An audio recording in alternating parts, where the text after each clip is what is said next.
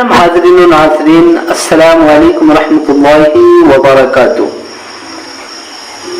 आज बहुत सारे सवालात पूछे जा रहे थे ये बताएं कि अगर किसी को चंद सूरतें याद हो, किसी को एक सूरतें या दो सूरतें या तीन सूरतें, तो इस सूरत में नमाज होगी या नहीं होगी। तो मैं आज इसी पर बात करने वाला हूँ, लिहाजा आप हमारे चैनल पर बने रहें। बहुत सारे लोग ये सवाल करते हैं कि आखिरकार किसी को अगर सूरतें कम याद हो, और बहुत सारे लोग आज हमारे नौजवान हजरात या ज़ईफ़ुल उम्र हजरात इस अंदाज में हैं कि उनको कुछ सूरतें याद होती है। तो सबसे पहले तो मैं मुसलमान होने के नाते से ये गुजारिश करता हूँ कि आप अगर कोशिश करेंगे तो आपको याद आसानी के साथ हो सकते हैं, कोई दुश्वारी नहीं है। लेकिन अगर फिर भी अगर आपको याद ना हो तो कोई दिक्कत की बात नहीं, आपकी नमाज हो जाएगी, कोई कराहत नहीं है। उसकी चंद सूरतें हैं। सबसे पहली सूरत तो ये है कि अगर किसी को नमाज पढ़नी है तो सबसे पहले हम देखेंगे कि रिकात कितने होते हैं। तो ज्यादा से ज्यादा 4 रिकात की नमाजें होती हैं, 4 रिकात की नमाज होती है। और किसी को अगर 4 सूरतें याद हैं तो कोई दिक्कत नहीं है, चारों रिकात में एक एक सूरा लगा करके पढ़ सकते हैं सूरह फातिहा के बाद। लेकिन अगर किसी को 3 याद है तो क्या करें। 4 रिकात वाली नमाज पढ़नी है, 3 याद है सूरतें, तो क्या करें। तो सबसे पहले तो मैं गुजारिश करता हूं कि सबसे पहले आप एक सूरत पढ़ें, फिर उसके बाद दूसरी सूरत पढ़ें, फिर उसके बाद तीसरी सूरत पढ़ें। और जब चौथी रिकात पढ़नी हो तो जो तीसरी रिकात में जिस सूरत को आपने पढ़ी थी उसी सूरत को पढ़ दीजिए, कोई दिक्कत नहीं, नमाज हो जाएगी।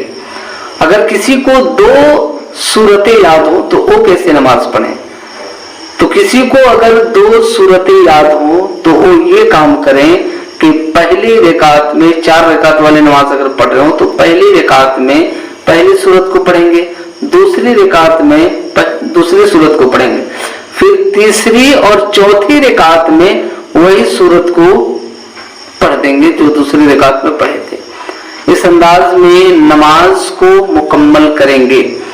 अगर किसी को एक सूरत याद हो तो फिर भी घबराने की जरूरत नहीं है।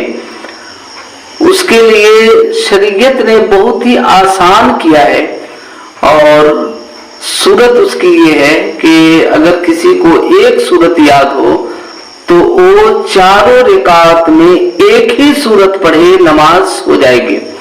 बाज लोगों के सना नहीं आते हैं तो उन लोगों को भी कोशिश करते रहनी चाहिए कि सना याद करें।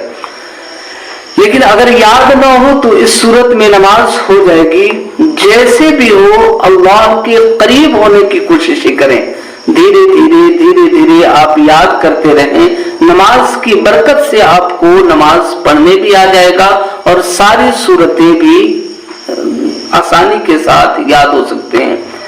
तो जिनको कम सूरतें याद हो तो मैं उनसे गुजारिश करता हूं कि आप ज्यादा सूरतें याद कर लें। आप हर काम को आसानी के साथ कर सकते हैं, लेकिन ये सूरतें आपको क्यों नहीं याद हो सकते हैं।